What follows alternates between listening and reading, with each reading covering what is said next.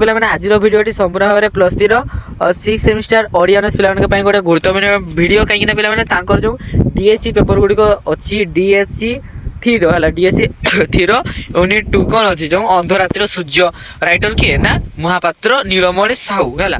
ଯେ ତାଙ୍କର ଯେଉଁ ଏଇଟା ଯେଉଁ କ'ଣ ତୁମର କ୍ଷୁଦ୍ର ଗଳ୍ପଟି, ତ ଏହି ଗଳ୍ପର ଆମେ ଯେତିକି ସବୁ ସର୍ଟ କ୍ୱେଶ୍ଚନ୍ ଗୁଡ଼ିକ ଅଛି ସମ୍ପୂର୍ଣ୍ଣ ଭାବରେ ଆଲୋଚନା କରିବା। ତ ପିଲାମାନେ ଫାଷ୍ଟ ତ ତୁମର ଏକ୍ଜାମ୍ରେ ଯେଉଁ ସର୍ଟ କ୍ୱେଶ୍ଚନ୍ ଗୁଡ଼ିକ ଆସୁଛି ହେଲା ସିଲେକ୍ଟେଡ୍ ସର୍ଟ କ୍ୱେଶ୍ଚନ୍ ଗୁଡ଼ିକ ସେଗୁଡ଼ା ଫାଷ୍ଟ ଆମେ ଆଲୋଚନା କରିବା, ତାପରେ ଆମର ଗାଇଡ଼ରୁ ମଧ୍ୟ ଆଲୋଚନା କରିବା। ତ ମାନେ ଭାବନି ସାର୍ ଆମର ତ 1 ମାର୍କ ନାହିଁ ଆମେ କାହିଁକି ଦେଖିବୁ, ତ ପିଲାମାନେ ଏଗୁଡ଼ା କେବଳ 1 ମାର୍କ ବୋଲି ତୁମେ କେବେ ଭାବ ନାହିଁ, କାହିଁକିନା এই क्वेश्चन ଗୁଡ଼ିକ 1 ମାର୍କ ହେଇପାରିବ, 2 ମାର୍କ ମଧ୍ୟ ହେଇପାରିବ। ଯଦି ଟିକେ ମୁଁ ଡେସ୍କ୍ରାଇବ୍ ତୁମକୁ କହିଦେବି କେମିତି ଡେସ୍କ୍ରାଇବ୍ କରିଦେଲେ এই क्वेश्चन ଗୁଡ଼ିକ 3 ମାର୍କ ମଧ୍ୟ ହେଇପାରିବ। ତ ଚାଲନ୍ତୁ ଅଧିକ ଡେରି ନକରି ଭିଡ଼ିଓଟି ଆରମ୍ଭ କରିଦେବା ହେଲା। ଚାଲ ফার্স্ট তোমার শর্ট কোশ্চেন এন্ড আনসার গুড়িক আলোচনা করা। অন্ধরাত্রির সূর্য গল্পর গার্পিক কিয়ে এটা ফার্স্ট কম্পলসরি কোশ্চেন যেটা কি তোমরা শর্ট কোশ্চেন লেখ, লং কোশ্চেন লেখ, যা বি লেখ এটা তো নিহতি রাইটর নেমটা তোমাকে লিখতে পড়িব যে কিଏ লিখিଛନ୍ତି না মহাপাত্র নীলমণি সাহু, যে কি এই অন্ধরাত্রির সূর্য গল্পকু লিখিଛନ୍ତି। তারপরে দেখিবা কোন দেখ নীলমণি সাহু কেবে ও কেউঠি জন্মগ্রহণ করিছন্তি, তো পিলামানে মহাপাত্র নীলমণি সাহু কেতেরে না 1927 মସିହା ডিসেম্বর 22 তারিখরে কটক জেলার কোটি না নিয়ারি গ্রামে কটক জেলার নিয়ারি গ্রামে জন্মগ্রহণ করিଥିଲେ। তাহলে কোন মহাপাত্র নীলমণি সাহু কেতে মସିହା না 1927 মସିହା ডিসেম্বর 22 তারিখরে কটক জেলার নিয়ারি গ্রামে জন্মগ্রহণ করিছন্তি। বুঝিলা তো ସବୁ ପିଲାମାନେ ଯେମିତି ମନେ ରହିବ ମୁଁ ସେଇ ହିସାବରେ ପଢ଼ୁଛି ହେଲା। ତ ମୁଁ ଡାଇରେକ୍ଟ ବି ପଢ଼ି ପାରିବି, କିନ୍ତୁ ତମମାନେ ଯେମିତି ମନେ ରହିବ ମୁଁ ସେଇ ହିସାବରେ ତମମାନଙ୍କୁ ଚେଷ୍ଟା କରୁଛି ହେଲା। ଦେଖନ୍ତୁ କେଉଁ ଗଳ୍ପ ପାଇଁ ମହାପାତ୍ରେ କ'ଣ କେନ୍ଦ୍ର ସାହିତ୍ୟ ଏକାଡେମୀ ପୁରସ୍କାର ପାଇଛନ୍ତି, ତ ପିଲାମାନେ ମହାପାତ୍ର ଏଇଟା କାହା ଉଦ୍ଦେଶ୍ୟରେ କହିଛନ୍ତି ନା ନୀଳମଣି ସାହୁ ହେଲା। ନୀଳମଣି ସାହୁ ମହାପାତ୍ର ନୀଳମଣି ସାହୁ ହେଲା ସେ କ'ଣ କେଉଁ ଗଳ୍ପ ପାଇଁ କେନ୍ଦ୍ର ସାହିତ୍ୟ ଏକାଡେମୀ ପୁରସ୍କାର ପାଇଛନ୍ତି ନା ପିଲାମାନେ ମନେ ରଖିବ କ'ଣ ଅଭିଶପ୍ତ ଗନ୍ଧର୍ବ, ସେ ଗୋଟେ ଅଭିଶପ୍ତ ଗନ୍ଧର୍ବ ଗଳ୍ପଟି ଲେଖିଥିଲେ। ତ ସେହି ଗଳ୍ପ ପାଇଁ ମହାପାତ୍ର ନୀଳମଣି ସାହୁ କେତେରେ ନା 1984 ମସିହାରେ କେନ୍ଦ୍ର ସାହିତ୍ୟ ଏକାଡେମୀ ପୁରସ୍କାର ପାଇଛନ୍ତି ହେଲା। 1984 ମସିହା କେନ୍ଦ୍ର ସାହିତ୍ୟ ଏକାଡେମୀ ପୁରସ୍କାର ମନେ ରହିଗଲା। ଦେନ୍ 4 ନମ୍ବର କ'ଣ ଅଛି ଦେଖିବା ହେଲା। ଦେଖ ମହାପାତ୍ର ନୀଳମଣି ସାହୁ କେଉଁ ଗଳ୍ପ ପାଇଁ ଓଡ଼ିଶା ସାହିତ୍ୟ ଏକାଡେମୀ ପୁରସ୍କାର ପାଇଥିଲେ, ତ ପିଲାମାନେ ମନେ ରଖ ଏଟା ହେଲା କିଏ ନା ଆକାଶ ପାତାଳ ଗଳ୍ପ ସଂଗ୍ରହଣ ପାଇଁ, ଆକାଶ ପାତାଳ ଗଳ୍ପ ସଂଗ୍ରହଣ ପାଇଁ ସେ 1978 ମସିହାରେ ଓଡ଼ିଶା ସାହିତ୍ୟ ଏକାଡେମୀ ପୁରସ୍କାର ପାଇଥିଲେ। କିଏ ନା ମହାପାତ୍ର ନୀଳମଣି ସାହୁ ହେଲା। ତାପରେ ଦେଖିବା କେଉଁ ମସିହାରେ ସେ ସାହିତ୍ୟ ଭାରତୀ ସମ୍ମାନ ପାଇଥିଲେ, ତ ପିଲାମାନେ କେତେରେ 2007 ମସିହାରେ ସେ କେଉଁ ମସିହାରେ ସେ କ'ଣ ଭାରତୀ ସମ୍ମାନ ପାଇଥିଲେ ନା 2007 ମସିହାରେ ସେ ସାହିତ୍ୟ ଭାରତୀ ସମ୍ମାନ ପାଇଥିଲେ। ତାପରେ ଦେଖିବା ମହାପାତ୍ର ନୀଳମଣି ସାହୁଙ୍କର ଉପନ୍ୟାସ ଗୁଡ଼ିକ ଉଲ୍ଲେଖ କର। ତ ପିଲାମାନେ କ'ଣ ସେ କ'ଣ ସବୁ ଉପନ୍ୟାସ ଲେଖିଛନ୍ତି ନା ଧରା ଓ ଧାରା, ତା ସହିତ କ'ଣ ତାମସୀ ରାଧା, ହଂସ ମିଥୁନ ଇତ୍ୟାଦି ସବୁ ଉପନ୍ୟାସ ଗୁଡ଼ିକ ଲେଖିଛନ୍ତି। କିଏ ନା ମହାପାତ୍ର ନୀଳମଣି ସାହୁ। ମହାପାତ୍ର ନୀଳମଣି ସାହୁଙ୍କର ସମାଲୋଚନା ପୁସ୍ତକର ନାମ କ'ଣ, ତ ପିଲାମାନେ ଆମ କଥା ସାହିତ୍ୟରେ କଥା ଓ ରମ୍ୟ ରଚନା, ଏଗୁଡ଼ା ହେଉଛି ତାଙ୍କର ସମାଲୋଚନା ପୁସ୍ତକ ଗୁଡ଼ିକ ହେଲା। ସମାଲୋଚନା ମାନେ ତମେ ଜାଣିଛ କେମିତି କ'ଣ ଜଣଙ୍କ ବିଷୟରେ ନିର୍ଣ୍ଣୟ କରାଯାଇଥାଏ ହେଲା। ତ ସେଇଟା ହିଁ ଯେଉଁ ପିଲାମାନେ ସମାଲୋଚନା କ୍ଲାସ୍ଟି କରିନାହ ତ ଯାଇକି ଜଲ୍ଦି ଭାବରେ କର ଏବଂ ବୁଝ ହେଲା। ତାପରେ ଦେଖିବେ ମହାପାତ୍ର ନୀଳମଣି ସାହୁଙ୍କର ଗଳ୍ପ ଗୁଡ଼ିକର ନାମ ଉଲ୍ଲେଖ କର। ତ ପିଲାମାନେ ଦେଖନ୍ତୁ ମହାପାତ୍ର ନୀଳମଣି ସାହୁ ଅନେକ ଗୁଡ଼ିଏ ଗଳ୍ପ ଲେଖିଛନ୍ତି, ଯେମିତିକି କ'ଣ ସୁମିତ୍ରାର ହସ, ଆକାଶ ପାତାଳ, ଅଭିଶପ୍ତ ଗନ୍ଧର୍ବ, ତା ସହିତ ମିଛ ବାଘ ହେଲା, ରାନୁ ଅପା ଠାରୁ ପୁଷି ପର୍ଯ୍ୟନ୍ତ, ଗଞ୍ଜେଇ ଓ ଗବେଷଣା, ରାତ୍ରିର ତପସ୍ୟା ଇତ୍ୟାଦି ତାଙ୍କର କିଛି ଗଳ୍ପ ଗୁଡ଼ିକ ହେଲା। ଏଗୁଡ଼ା ତ ମାନେ ଲଘୁ କୋଶ୍ଚେନ୍ ଲେଖିଲା ପରେ ଏଗୁଡ଼ା ଲେଖିବ ସେ କ'ଣ ସବୁ ଗଳ୍ପ ଲେଖିଛନ୍ତି ହେଲା। ଏଗୁଡ଼ା ତ ତମର ଲେଖିତେ ପଡ଼ିବ ନା। ତାପରେ ଦେଖିବା 9 ନମ୍ବର କ'ଣ ଅଛି ହେଲା। ଦେଖ ଗାଳ୍ପିକ ଅନ୍ଧରାତ୍ରିର ସୂର୍ଯ୍ୟ ଗଳ୍ପରେ କ'ଣ କରିଛନ୍ତି ନା ଦେଖ ନା ଗାଳ୍ପିକ ଅନ୍ଧରାତ୍ରିର ସୂର୍ଯ୍ୟ ଗଳ୍ପରେ ଆଧୁନିକ ନିମ୍ନ ମଧ୍ୟବିତ୍ତ ମଣିଷର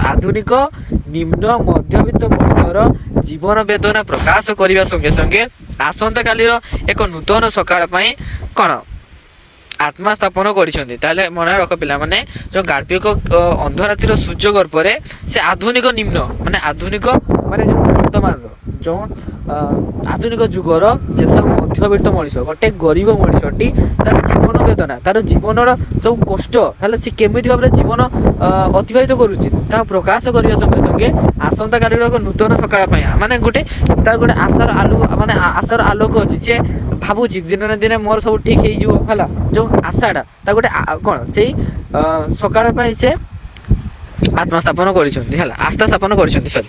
ତାକୁ ଦେଖିବା ହେଲା, ଅନ୍ଧରାତିର ସୂର୍ଯ୍ୟଗଳ୍ପରେ ମୁଖ୍ୟ ଚରିତ୍ର ନାମ କ'ଣ? ତ ପିଲାମାନେ ଅନ୍ଧରାତିର ସୂର୍ଯ୍ୟଗଳ୍ପରେ ମୁଖ୍ୟ ଚରିତ୍ର ହେଉଛନ୍ତି କିଏ ନା ମୃତ୍ୟୁଞ୍ଜୟ ବାବୁ, ଯିଏକି ମୁଖ୍ୟ ଚରିତ୍ର ହେଲା। ତାପରେ ଦେଖିବା ମୃତ୍ୟୁଞ୍ଜୟ ବାବୁଙ୍କର ପତ୍ନୀ ବଜାରରୁ ପରିବା ଆଣିବା ପାଇଁ କ'ଣ କ'ଣ ତାଲିକା କରିଥିଲେ, କ'ଣ କ'ଣ କିରେ ଏଇଟା ମନେ ରଖ, ବାଇଗଣ, ସାରୁ, ଖଡ଼ା, ବିଲାତି, କଖାରୁ, ଜହ୍ନି ଇତ୍ୟାଦି ଆଉ। ତାପରେ ଦେଖିବା ହେଲା, ମୃତ୍ୟୁଞ୍ଜୟ ବାବୁଙ୍କର ବଜାରରୁ କ'ଣ ଆଣିବା ପାଇଁ ବହୁତ ଇଚ୍ଛା ଥିଲା? ତ ପିଲାମାନେ ପୋଟଳ ଆଣିବାକୁ ମୃତ୍ୟୁଞ୍ଜୟ ବାବୁଙ୍କର ବହୁତ ଇଚ୍ଛା ଥିଲା, ମାତ୍ର ସ୍ତ୍ରୀଙ୍କର ଜମା ବି ଇଚ୍ଛା ନଥିଲା ହେଲା। ମୃତ୍ୟୁଞ୍ଜୟ ବାବୁ ପୋଟଳକୁ କେମିତି ଖାଇବା କଥା କହିଛନ୍ତି? ମୃତ୍ୟୁଞ୍ଜୟ ବାବୁ କହିଲେ ଯେ ବଜାରରେ ପୋଟଳ କ'ଣ ପୋଟଳ ପଡ଼ିଲାଣି, ବେଶ ଟାଣ ଟାଣ, ତା ସହିତ ସବୁଜ ଲମ୍ବା ପୋଟଳ ହେଲା। ମଝିରୁ 2 ଫାଳ କରି କାଟି ତେଲରେ ଛାଣି କିମ୍ବା ଗରମ ମସଲା ଦେଇ ଝୋଳ କରି କିମ୍ବା ପୋଟଳକୁ 2 ଫାଳ କରି ଚିଡ଼ି ତା ଭିତରେ ପୁର ପୁରାଇ ଭାଜି ଚମତ୍କାର ଭାତ ଖାଇ ହୁଏ। ବର୍ଷା ପୂର୍ବରୁ ପୋଟଳ ମିଠା ଥାଏ, ବର୍ଷା ପଡ଼ିଲେ ଭାରି ପାଣିସିଆ ଲାଗେ। ତ ପୋଟଳ ଖାଇବା କଥା କହିଲେ ମୃତ୍ୟୁଞ୍ଜୟ ବାବୁଙ୍କର ପତ୍ନୀ କ'ଣ କୁହନ୍ତି ନା, ଦେଖ ସେ କ'ଣ କୁହନ୍ତି, ମୃତ୍ୟୁଞ୍ଜୟ ବାବୁଙ୍କର ପତ୍ନୀ କୁହନ୍ତି ଯେ ଆରେ ଯାମ ଭାରି ପୋଟଳ ଖାଇବା ବାଲା, ଟଙ୍କା 200 ଦରମା, 7 ପ୍ରାଣୀ କୁଟୁମ୍ବ, ଚାଉଳ ସେର ଟଙ୍କାଏ, ଡାଲି ସେର 1.5 ଟଙ୍କା, 15 ତାରିଖ ଗଡ଼ିଗଲେ ତା ପାଇଁ ୟା ଦୁଆର ତା ଦୁଆର, ଶାଢ଼ୀ ଖଣ୍ଡେ ନାହିଁ ଯେ ଯେ 7 ସିଆ କରି ଧୋଇ ଶୁଖେଇ ପିନ୍ଧୁଛି, କୁନାର ବୀଜଗଣିତ ବହି ନାହିଁ, କୁନିର ଫ୍ରକ୍ ନାହିଁ, ମୁନାର ପ୍ୟାଣ୍ଟ ନାହିଁ, ତା ସହିତ ବିଧଂସିନୀ ତୈଳ ନାହିଁ, ପୋଟଳ ଖାଇବ ହେଲା, ଲାଜ ମାଡ଼ୁନି? ଭିତରେ ଫେର ସେହି ଦ୍ରବ୍ୟର ନାଁ ଧରୁଛି, ଏଟା କିଏ କହିଛନ୍ତି? ତାଙ୍କର ସ୍ତ୍ରୀ ହେଲା। ତାପରେ ଦେଖିବା ମୃତ୍ୟୁଞ୍ଜୟ ବାବୁଙ୍କର ସ୍ତ୍ରୀ ରାଗିଗଲେ କେମିତି ଦେଖାଯାନ୍ତି ବୋଲି ମୃତ୍ୟୁଞ୍ଜୟ ବାବୁ କହିଛନ୍ତି।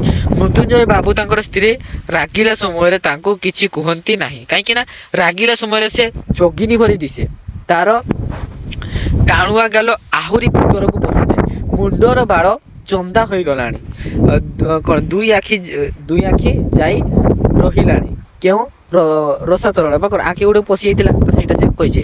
ଦାନ୍ତ ଗୁଡ଼ିକ ପଦାକୁ ବାହାରି ଆସିଲାଣି, ରାଗିଗଲେ ସେଗୁଡ଼ାକ ବହୁତ ଭୟଙ୍କର ଦେଖାଯାଏ।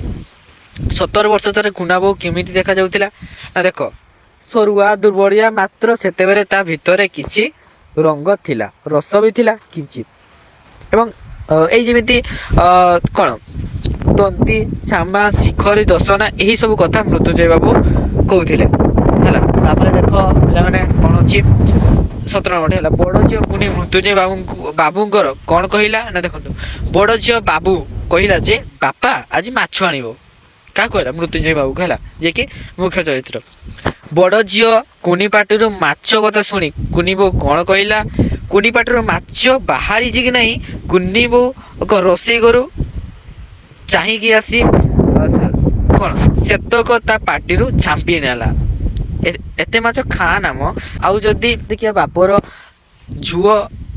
ଝିଅ ହେଇଥାନ୍ତୁ ନା, ଦେଖ ଯାହା ତାଲିକା ଦେଇଛି ସେଇଆ ଆଣିବ କହିଦେଉଛି। ଏଇଟା କିଏ କହିଲା ନା, ମୃତ୍ୟୁଞ୍ଜୟ ବାବୁକୁ କହିଲେ, ତାଙ୍କର ସ୍ତ୍ରୀ ହେଲା। ସେଇ ଛୁଆଟାର ପାଟିକୁ ବନ୍ଦ କରିଦେଲେ ଏବଂ ତାଙ୍କୁ କହିଲେ ଯାହା ତାଲିକା ଅଛି ସେଇଗୁଡ଼ା ହିଁ ଆଣିବ, ଅନ୍ୟ କିଛି ଆଣିବନି।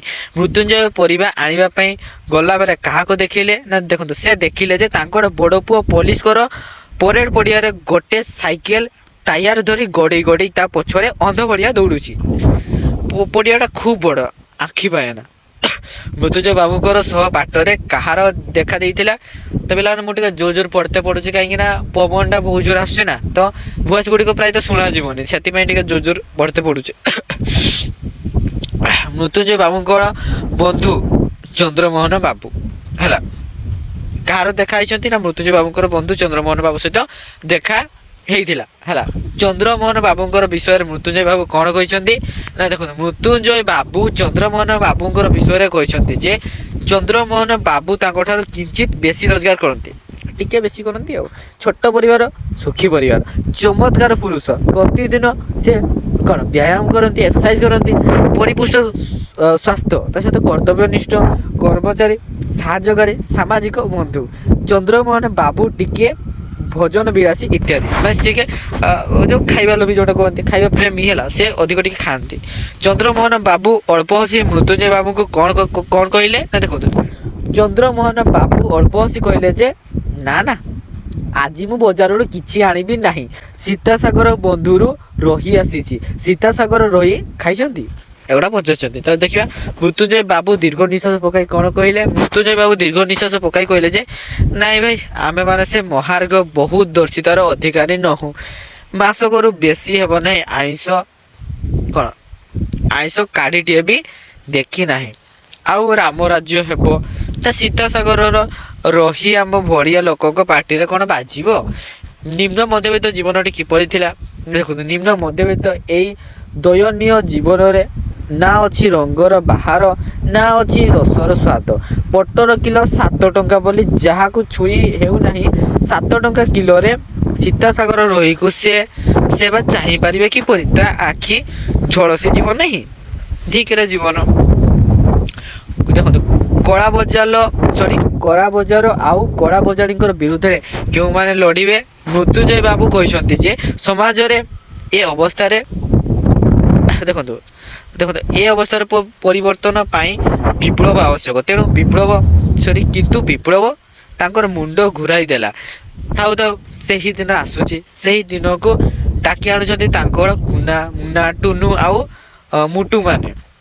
ସେମାନେ ସହିବେ ନାହିଁ, ଲଢ଼ିବେ। ସେମାନେ ପଟର ଫଳାଇ ଖାଇବେ, ରୋହି ମାଛ ପାଣିରୁ ଛାଣି ଆଣି ଖାଇବେ, ନହେଲେ ସେମାନେ ଛଡ଼େଇ ନେବେ ବରଂ ଛାଡ଼ିଦେବେ ନାହିଁ। କଳା ବଜାର ଓ କଳା ବଜାରୀଙ୍କର ବିରୁଦ୍ଧରେ ସେଇମାନେ ଲଢ଼ିବେ। ଅତ୍ୟାଚାରୀ ପୁଞ୍ଜିବାଦୀ ମାନଙ୍କର ଆଗରେ ସେମାନେ ମୁଣ୍ଡ ନୁଆଁଇବେ ନାହିଁ। ତ ପିଲାମାନେ ଏଇଟା କିଏ? ତୁମର ମୃତ୍ୟୁଞ୍ଜୟ ବାବୁ ଯିଏକି କହିଛନ୍ତି। ତ ପିଲାମାନେ ଏଇଠି ତୁମର ସବୁ ମାନେ ସଲ୍ୟୁସନ୍ ଗୁଡ଼ାକ ସରିଗଲା। ବର୍ତ୍ତମାନ ପିଲାମାନେ ଭିଡ଼ିଓଟା ସରି ନାହିଁ, କିନ୍ତୁ ଆମେ ଗାଇଡ଼ରୁ ମଧ୍ୟ ଆଲୋଚନା କରିବା। ଚାଲ ତ ପିଲାମାନେ ଏଇଠି ଅନ୍ଧରାତ୍ର ସୂର୍ଯ୍ୟର ସବୁ ଆମେ ଗାଇଡ଼ରୁ ଆଲୋଚନା କରିବା ହେଲା। ତୁମର ଗାଇଡ଼ରେ କେମିତି କ'ଣ ଅଛି ତ ଚାଲ। ଅନ୍ଧରାତ୍ରିର ସୂର୍ଯ୍ୟ ଗଳ୍ପର ଗାଳ୍ପିକ କିଏ? ତାଙ୍କ ଦ୍ୱାରା ରଚିତ କେଉଁ ପୁସ୍ତକ ସାରଳା ପୁରସ୍କାରରେ ପୁରସ୍କୃତ ହୋଇଛି? ତ ପିଲାମାନେ ଏଇଟା ମନେ ରଖ, କଥାକାର ମହାପାତ୍ର ନୀଳମଣି ସାହୁ ଯିଏକି ଅନ୍ଧରାତ୍ରିର ସୂର୍ଯ୍ୟ ଗଳ୍ପର ଗାଳ୍ପିକ ଅଟନ୍ତି। ଅଭିଶପ୍ତ ଗନ୍ଧର୍ବ ପୁସ୍ତକ ପାଇଁ ସେ କେତେରେ ନା 1983 ମସିହାରେ ସାରଳା ପୁରସ୍କାର ସାରଳା ପୁରସ୍କାର ପାଇଛନ୍ତି। ତାପରେ ଦେଖିବା ମୃତ୍ୟୁଞ୍ଜୟ ବାବୁ ବାସ୍କେଟ ଧରି କେଉଁଠିକି ବାହାରିଥିଲେ? ମୃତ୍ୟୁଞ୍ଜୟ ବାବୁ ଘରଣୀଙ୍କର ସୌଦା ତାଲିକା ମୁତାବକ ବଜାର ସୌଦା କିଣିବାକୁ ବାସ୍କେଟ ଧରି ବଜାରକୁ ବାହାରିଥିଲେ। ମୃତ୍ୟୁଞ୍ଜୟ ବାବୁ କେତେ ପ୍ରାଣୀ କୁଟୁମ୍ବ ଥିବା ପରିବାରକୁ ଚଳାଉଥିଲେ? କେତେ ପ୍ରାଣୀ କିରେ ଦେଖନ୍ତୁ 7 ପ୍ରାଣୀ କୁଟୁମ୍ବ ଥିବା ପରିବାରକୁ ମୃତ୍ୟୁଞ୍ଜୟ ବାବୁ ସ୍ୱଳ୍ପ ବେତନରେ ବା କମ୍ ଦର ମାନେ ବହୁ କଷ୍ଟମଷ୍ଟେ ଚଳାଉଥିଲେ। କେମିତି ନା ଦେଖନ୍ତୁ ଖାଇବାକୁ ପଟର ମାଛ ଆଦି ତାଙ୍କ ପାଇଁ ଦୁଃସ୍ୱପ୍ନ ଥିଲା। ତ ସେଗୁଡ଼ା ସେମାନେ କିଣିପାରୁନଥିଲେ ହେଲା। ଗୃହିଣୀଙ୍କର ପଟର ଚିରା ଆଖିର ରାଗ ତମ ଦେଖିଲେ ମୃତ୍ୟୁଞ୍ଜୟ ବାବୁ କେଉଁ ମନ୍ତ୍ର ଜପ କରୁଥିଲେ?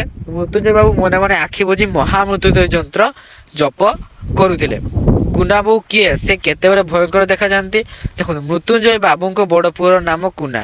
ସାଧାରଣତଃ ବଡ଼ ପିଲାର ନାମ ଅନୁସାରେ ବାପା ମା ଡାକିଥାନ୍ତି ହେଲା। ରାଗିବା ସମୟରେ ସ୍ୱାମୀ କିଏ ନା ସହାଗର ନିଦର୍ଶନ ସ୍ୱରୂପ ମସ୍ତକରେ ଥିବା ବଡ଼ ସିନ୍ଦୁର ଠପା ଭୀଷଣ ଭୟଙ୍କର ଦେଖାଯାଇଥାଏ। ଯେଉଁ ଟୀକାଟି ଲଗେଇଥିଲେ ହେଲା ସେଇଟା।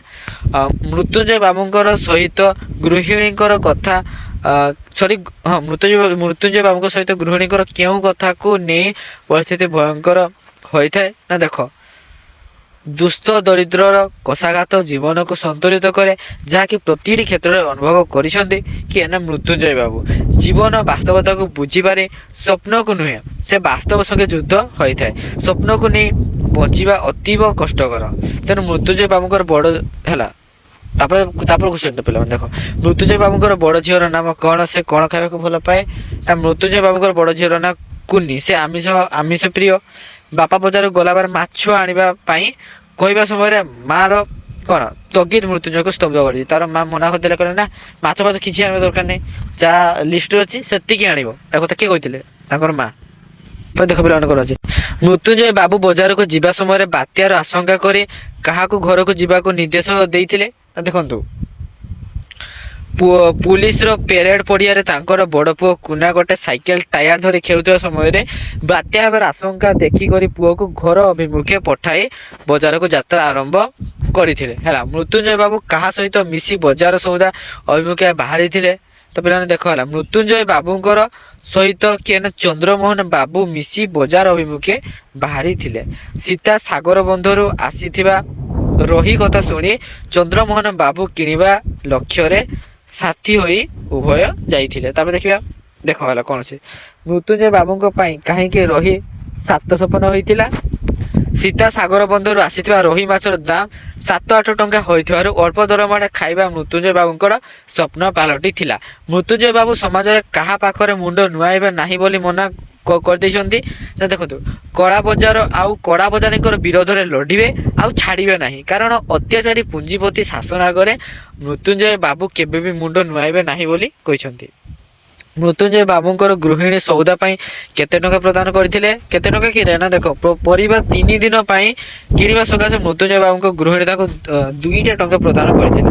ଭାବ ସେତେବେଳକା ଟାଇମରେ 2 ଟଙ୍କାରେ ଯେଉଁ 3 ଦିନର ପରିବା ହେଲା।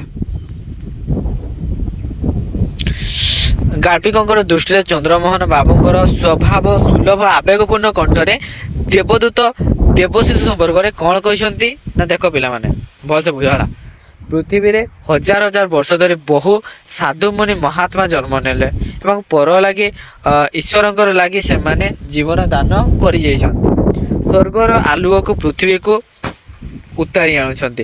ସେମାନେ ଦେବଦୂତ ଦେବଶିଶୁ ସ୍ୱୟଂ ଈଶ୍ୱରଙ୍କର ଅବତାର, ମାତ୍ର ସାଧାରଣ ମଣିଷ ହେଲା। ଈଶ୍ୱରଙ୍କର ଅବତାର କିନ୍ତୁ ସାଧାରଣ ମଣିଷ।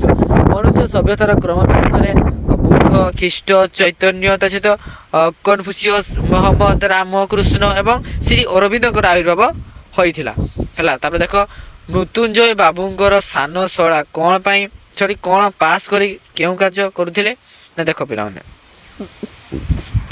ସୀତାସାଗରର ରୋହିକୁ କିଣିବାରେ ଅସମର୍ଥ ହେତୁ ମୃତ୍ୟୁଞ୍ଜୟ ବାବୁ ତାଙ୍କର ଶଳା ସମ୍ପର୍କରେ ଭାବିଛନ୍ତି। ତାଙ୍କର ସାନ ଶଳା ମାଟ୍ରିକ ପାସ୍ କରି ବର୍ତ୍ତମାନ କଂଗ୍ରେସରେ ମିଶି କଣ୍ଟ୍ରାକ୍ଟର ହୋଇଛନ୍ତି। ଇଚ୍ଛା ଅନୁସାରେ ସୀତାସାଗରର ରୋହି କିଣି ଖାଇବାରେ କୌଣସି ଅସୁବିଧା ନାହିଁ ବୋଲି ଭାବିଛନ୍ତି। ତାଙ୍କର ଶଳା କିରାଣୀ ବୃତ୍ତି ଛାଡ଼ି କଣ୍ଟ୍ରାକ୍ଟର କାମ କରି ଭଲରେ ଚଳିବାକୁ ଅନେକ ଥର ଡାକିଛନ୍ତି। ଦେଖନ୍ତୁ, ବଡ଼ ଝିଅ କୁନି ସମ୍ପର୍କରେ ମୃତ୍ୟୁଞ୍ଜୟ ବାବୁ କ'ଣ କହିଛନ୍ତି ନା ଦେଖ, ମୃତ୍ୟୁଞ୍ଜୟ ବାବୁଙ୍କର ବଡ଼ ଝିଅର ନାମ ହେଉଛି କ'ଣ ନା କୁନି। ସେ ହେଉଛି ଗୋଟେ ହାଉଡ଼ିଟାଏ ବା କ'ଣ ହୁଡ଼ିଟାଏ, ତାର ମତେ ଦିମାଗ ନାହିଁ ହେଲା, ବୁକା ଯେଉଁଟା ଆମେ କହୁ ହେଲା। 10ମ ଶ୍ରେଣୀରେ ପଢ଼େ, ତଥାପି ସେ କ'ଣ ଗେଲ ବସର ପଣ ଯାଇନାହିଁ। ଗେଲେଇକି କଥା ହୁଏ ଆଉ କି ଟାଉ କି ଖୋଇ ଛାଡ଼ି ନାହିଁ, ସବୁବେଳେ ତାକୁ ମାଛ ଆଣିବାକୁ କହିଥାଏ। ଚନ୍ଦ୍ରମୋହନ ବାବୁ ମଣିଷ ଭିତରେ ପଶୁଭାବ ବଞ୍ଚିଥିବା କଥା କେଉଁ ଘଟଣାକୁ ନେଇ କହିଛନ୍ତି? ଦେଖନ୍ତୁ, ବୌଦ୍ଧପୁରଠାରେ ଘଟିଥିବା ରେଳ ଦୁର୍ଘଟଣାକୁ ନେଇ ଚନ୍ଦ୍ରମୋହନ ବାବୁ ମଣିଷର ପଶୁଭାବ ବଞ୍ଚି ରହିଥିବା କଥା ଉଲ୍ଲେଖ କରିଛନ୍ତି। ତାପରେ ଦେଖନ୍ତୁ, ଅପ୍ରତ୍ୟାଶିତ ବାତ୍ୟାର ପ୍ରକୋପରେ 2 ବନ୍ଧୁ କେଉଁଠି ବିଶ୍ରାମ ନେଇଥିଲେ? ଦେଖନ୍ତୁ, ମତୁଆଲା ପବନରେ ପୃଥ୍ୱୀ ଘଣ୍ଟାକେ 70-80 ମାଇଲ ବେଗରେ ପ୍ରବାହିତ ହୋଇଥିଲା ଏବଂ ଚନ୍ଦ୍ରମୋହନ ବାବୁ ଏବଂ ମୃତ୍ୟୁଞ୍ଜୟ ବାବୁ 2 ବନ୍ଧୁ ତରସ୍ତ ହୋଇ ସାଇକେଲ ମାନ ପଦାରେ ଫୋପାଡ଼ି ଦେଇ ଗୋଟିଏ ଫଟୋ ଦୋକାନ ଭିତରେ ପଶିଯାଇ ବିଶ୍ରାମ ନେଇଥିଲେ ଏବଂ ସେମାନେ ଭୟ ଓ ଆଶଙ୍କାର ଉତ୍ତେଜନାରେ ବିବ୍ରତ ମଧ୍ୟ ହୋଇଥିଲେ। ତାପରେ ପିଲାମାନେ 14 ନମ୍ବର ଦେଖ କ'ଣ ହେଲା, ମୃତ୍ୟୁଞ୍ଜୟ ବାବୁଙ୍କର ସାନ ଶଳା କ'ଣ ପାସ୍ କରି କେଉଁ କାର୍ଯ୍ୟ କରୁଥିଲା ନା ଦେଖନ୍ତୁ, ସୀତାସାଗରର ରୋହିକୁ କିଣିବାରେ ଅସମର୍ଥ ହେବା ମୃତ୍ୟୁଞ୍ଜୟ ବାବୁ ତାଙ୍କର ଶଳା ସମ୍ପର୍କରେ ଭାବିଛନ୍ତି ଯେ ତାଙ୍କର ସାନ ଶଳା ଯିଏକି ମାଟ୍ରିକ ପାସ୍ କରି ବର୍ତ୍ତମାନ କଂଗ୍ରେସରେ ମିଶି କଣ୍ଟ୍ରାକ୍ଟର ହୋଇଛନ୍ତି। ଇଚ୍ଛା ଅନୁସାରେ ସୀତାସାଗରର ରୋହି କିଣି ଖାଇବାରେ କୌଣସି ବି ଅସୁବିଧା ହୋଇ ନାହିଁ ବୋଲି ଭାବିଛନ୍ତି। ତାଙ୍କର ଶଳା କିରାଣୀ ବୃତ୍ତି ଛାଡ଼ି କଣ୍ଟ୍ରାକ୍ଟର କାମ କରି ଭଲରେ ଚଳିବାକୁ ଅନେକ ଥର ଡାକିଛନ୍ତି। ଦେଖନ୍ତୁ, ବଡ଼ ଝିଅ କୁନି ସମ୍ପର୍କରେ ମୃତ୍ୟୁଞ୍ଜୟ ବାବୁ କ'ଣ କହିଛନ୍ତି? ମୃତ୍ୟୁଞ୍ଜୟ ବାବୁଙ୍କର ବଡ଼ ଝିଅ ଯିଏକି କ'ଣ କୁନି, ବଡ଼ ହୁଡ଼ିରେ 10ମ ଶ୍ରେଣୀରେ ସେ ପଢ଼େ, ତଥାପି ସେ ଗେଲ ବସର ପଣ ଯାଇନାହିଁ। ଗେଲେଇକି କଥା ହୁଏ, ଟାଉ କି ଖୋଇ ଛାଡ଼ି ନାହିଁ, ସବୁବେଳେ ତାକୁ ମାଛ ଆଣିବାକୁ କହିଥାଏ। ଚନ୍ଦ୍ରମୋହନ ବାବୁ ମଣିଷ ଭିତରେ ପଶୁଭାବ ବଞ୍ଚିଥିବା କଥା କେଉଁ ଘଟଣାକୁ ନେଇ କହିଛନ୍ତି? ଦେଖନ୍ତୁ ଏଠାରେ ଘଟିଥିବା ରେଳ ଦୁର୍ଘଟଣାକୁ ନେଇ ଚନ୍ଦ୍ରମୋହନ ବାବୁ ମଣିଷର ପଶୁ ଭାବ ବଞ୍ଚି ରହିଥିବା କଥା ଉଲ୍ଲେଖ କରିଛନ୍ତି। ଅପ୍ରତ୍ୟାଶିତ ବାତ୍ୟାର ପ୍ରକୋପରେ ଦୁଇ ବନ୍ଧୁ କେଉଁଠି ବିଶ୍ରାମ ନେଇଥିଲେ?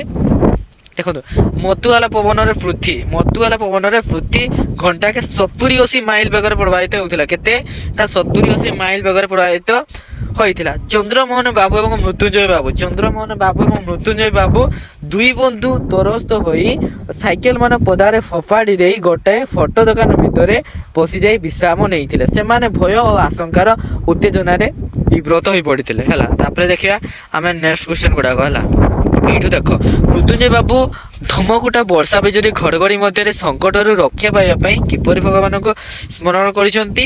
ଦେଖନ୍ତୁ, ମୃତ୍ୟୁଞ୍ଜୟ ବାବୁ ନିରୁପାୟ ଆଶଙ୍କାରେ ଛଟପଟ ହୋଇ ଅଭ୍ୟାସଗତ ବ୍ୟାକୁଳ ଚିତ୍ତରେ ଈଶ୍ୱରଙ୍କୁ ଡାକିଲେ।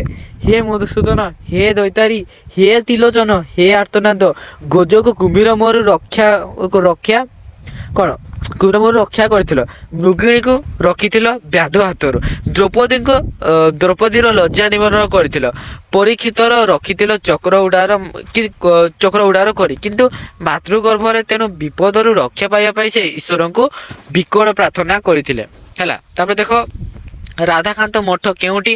ସେଠାରେ ଥିବା କେଉଁ ଗଛ ମାନଙ୍କରେ ବାଦୁଡ଼ି ଓହଳିଥାନ୍ତି? ତ ଦେଖ ପିଲାମାନେ, ସୀତାସାଗର ବନ୍ଧର ବାମ ପଟେ ଅଶ୍ୱତଥ, କୃଷ୍ଣଚୂଡ଼ା ଆଉ ତେନ୍ତୁଳି ଆଦି ଗଛରେ ଥିବା ଝଙ୍କାଳିଆ ଶାଖା ମାନଙ୍କରେ ଲକ୍ଷ ଲକ୍ଷ ବାଦୁଡ଼ି ଓହଳିଥାନ୍ତି। ଶାଖା ପ୍ରଶାଖା ଯୁକ୍ତ ବହଳିଆ ଗଛର ଡାଳର ଶୀତଳତା ଲୋଭରେ ବାଦୁଡ଼ି ମାନେ ଏହିଠାରେ ରହିଥାନ୍ତି।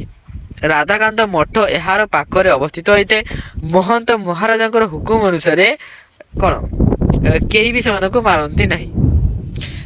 ରାଧାକାନ୍ତ ମଠ ମହନ୍ତଙ୍କର କରୁଣାପୂର୍ଣ୍ଣ ଆଦେଶରେ କିଏ ପଦାଘାତ କରିଛି? ନା ଦେଖ, ରାଧାକାନ୍ତ ମଠ ମହନ୍ତଙ୍କର କରୁଣାପୂର୍ଣ୍ଣ ଆଦେଶକୁ ନିଷ୍ଠୁର କଳାର ପ୍ରକୃତି ପଦାଘାତ କରିଛି।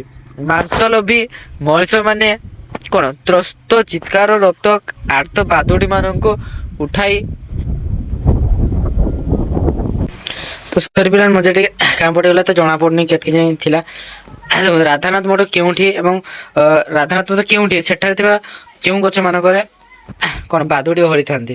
ଦେଖନ୍ତୁ, ସୀତାସାଗର ବନ୍ଧର ବାମ ପଟେ ଅଶ୍ୱତଥ, କୃଷ୍ଣଚୂଡ଼ା ଆଉ ତେନ୍ତୁଳି ଆଦି ଗଛରେ ଥିବା ଝଙ୍କାଳିଆ ଶାଖା ମାନଙ୍କରେ ଲକ୍ଷ ଲକ୍ଷ ବାଦୁଡ଼ି ଓହଳିଥାନ୍ତି ଏବଂ ଶାଖା ପ୍ରଶାଖା ଯୁକ୍ତ ବହଳିଆ ଗଛର ଡାଳର ଶୀତଳତା ଲୋଭରେ ବାଦୁଡ଼ି ମାନେ ଏହିଠାରେ ରହିଥାନ୍ତି। ରାଧାକାନ୍ତ ମଠ ଏହାର ପାଖରେ ଅବସ୍ଥିତ। ମହନ୍ତ ମହାରାଜାଙ୍କର ହୁକୁମ ଅନୁସାରେ କେହି ବି ସେମାନଙ୍କୁ ମାରନ୍ତି ନାହିଁ। ତାପରେ ଦେଖିବା, ରାଧାନାଥ ମଠ ମହନ୍ତଙ୍କର କରୁଣାପୂର୍ଣ୍ଣ ଆଦେଶକୁ କିଏ ପକ୍ଷପାତ କରିଥିଲା? ନା ଦେଖ, ରାଧାକାନ୍ତ ମଠ ମହନ୍ତଙ୍କର କରୁଣାପୂର୍ଣ୍ଣ ଆଦେଶକୁ ନିଷ୍ଠୁର କରାର ପ୍ରକୃତି ପଦାଘାତ କରିଛି। ଦେଖନ୍ତୁ, ମାଂସଲୋଭୀ ମଣିଷ ମାନେ ତ୍ରସ୍ତ ଚିତ୍କାରରତ ଆର୍ତ ବାଦୁଡ଼ି ମାନଙ୍କୁ ଉଠାଇ ନେଉଛନ୍ତି, ସତେ ଯେପରି ଧ୍ୱଂସକାରୀ ତାଣ୍ଡବ ଲୀଳାର ମହାମୃତ୍ୟୁଯଜ୍ଞର ନିଦାରୁଣ ଅବଦାନ, ପାଶବିକ କ୍ଷୁଧା ଲାଗି ଉପଯୁକ୍ତ ଆହାର୍ଯ୍ୟ। ମୃତ୍ୟୁଞ୍ଜୟ ବାବୁଙ୍କ ମାଂସାଶୀ ମନ କିପରି ଲବଶକ୍ତ ହୋଇ ଉଠିଥିଲା? ଦେଖନ୍ତୁ, ମୃତ୍ୟୁଞ୍ଜୟ ବାବୁଙ୍କର ଲବଶକ୍ତ ମାଂସାଶୀ ମନ ଶିରା ଓ ସ୍ନାୟୁ ଗୁଡ଼ିକ ଲୋଭରେ ଟଣକେଇ ଉଠିଲା ଏବଂ ସେ ନିବିଚାରଣ ଗୋଟି ଗୋଟି କରି ବାଦୁଡ଼ି ତୋରୁ ଉଠେଇ ବାସିଘାଟରେ ପୁଡ଼େଇଲା। ତାପରେ ମନ ଇଚ୍ଛା ପରିବା ବ୍ୟାଗ ଭର୍ତ୍ତି କରିଦେଲା। ଯେତେବେଳେ ପୂର୍ଣ୍ଣ ହେଇଗଲା, ସେତେବେଳେ ପରମ ତୃପ୍ତିରେ ଘରକୁ ଯିବାକୁ ଉଦ୍ୟତ ହେଲେ। ହିଂସ୍ର ଉଲ୍ଲାସରେ ମୃତ୍ୟୁଞ୍ଜୟ ବାବୁ ସାଇକେଲଟିକୁ ଆଗକୁ ଗଡ଼ାଇ ପାରିଲେ ନାହିଁ। କାହିଁକି? ସାଇକେଲଟି ଠିକ୍ ଥିବା ସତ୍ତ୍ୱେ ହାଣ୍ଡେଲ, ପ୍ୟାଡେଲ, କ୍ରାଙ୍କ, ଦୁଇ ଚକା ତଥା ସବୁଆଡ଼େ ମୁର୍ମୁଷୁ ଯନ୍ତ୍ରଣା ଜନିତ ବାଦୁଡ଼ିଙ୍କର ପ୍ରତିରୋଧ ଜନିତ କରୁଣ ବିଳାପରେ ବାଦୁଡ଼ି ଧରିଥିବାରୁ ସାଇକେଲକୁ ଆଗକୁ ନେଇପାରି ନଥିଲେ। ତାପରେ ଦେଖିବା, ତ୍ରସ୍ତ ବିକଳ ଅଭିଯୋଗ ଭରା ବାଦୁଡ଼ି ମାନଙ୍କର ଚାହାଣୀରୁ ମୃତ୍ୟୁଞ୍ଜୟ ବାବୁ କଣ ଅନୁଭବ କରିଛନ୍ତି? ସାନ ସାନ ରକ୍ତାକ୍ତ ଆଉ ଭୟାର୍ତ ବାଦୁଡ଼ି ମାନଙ୍କର ମୁହଁଟି ମାନ ଦେଖି ସେ ସତେ ଯେପରି ଅନୁଭବ କରୁଛନ୍ତି ଯେ ସେମାନେ କାନ୍ଦୁଛନ୍ତି, ଅନୁରୋଧ କରୁଛନ୍ତି ଏବଂ ଗାଳି ମଧ୍ୟ ଦେଉଛନ୍ତି, ସପୁଛନ୍ତି, ଅଭିଶାପ ଦେଉଛନ୍ତି, ରକ୍ଷା କର ବୋଲି ଡକା ଛାଡୁଛନ୍ତି। ସେମାନଙ୍କର ମୁହଁରେ ମଣିଷ ପିଲାର ମୁହଁ ଦେଖିଛନ୍ତି, ମାନବିକ ଆବେଦନରୁ ସ୍ତବ୍ଧ ହୋଇଯାଇଛନ୍ତି ଏବଂ ତାଙ୍କର ଭିତରେ ଗୋଟେ ସୁପ୍ତ ମଣିଷତା ଜାଗ୍ରତ ହୋଇଛି। ମୃତ୍ୟୁଞ୍ଜୟ ବାବୁ ଘରକୁ ଫେରି କଣ ଦେଖିଛନ୍ତି? ମୃତ୍ୟୁଞ୍ଜୟ ବାବୁ ଏକ ନାରକୀୟ ଲୋଭ ହାତରୁ ଉଦ୍ଧାର ପାଇ ଘରକୁ ଫେରିଛନ୍ତି ଏବଂ ଘରେ ସମସ୍ତେ ନିରାପଦରେ ଅଛନ୍ତି। କୁନା ଯଥା ସମୟରେ ଘରକୁ ଫେରିଛି। କାନଗଇ ବାବୁଙ୍କର ଛେଳିକୁ ବାରଣ୍ଡାରୁ ଦେଖି କୁନା ତାର ଘରେ ରହିଛି। ଝିଅ କୁନି ମଧ୍ୟ ଆହତ ବାଦୁଡିକୁ ପିଣ୍ଡାରେ ପାଇ ତାରି ସେବା ଶୁଶ୍ରୂଷା କରିଛି। ତ ମାନେ ଏଇଠି ତମର ସରିଗଲା ଯୋଉ ତମର ଏଠି ଅନ୍ଧରାତ୍ର ସୂର୍ଯ୍ୟ ଗଳ୍ପଟି ସମ୍ପୂର୍ଣ୍ଣ ଭାବରେ ସରିଗଲା। ଯୋଉ ପିଲାମାନଙ୍କର ଯଦି କିଛି ଡାଉଟ୍ ରହିଲା ତ ଆଜ୍ଞା ମତେ କମେଣ୍ଟ ସେକ୍ସନରେ ଜଣାଇ ପାରିବେ। ତ ଧନ୍ୟବାଦ, ଜୟ ଜଗନ୍ନାଥ।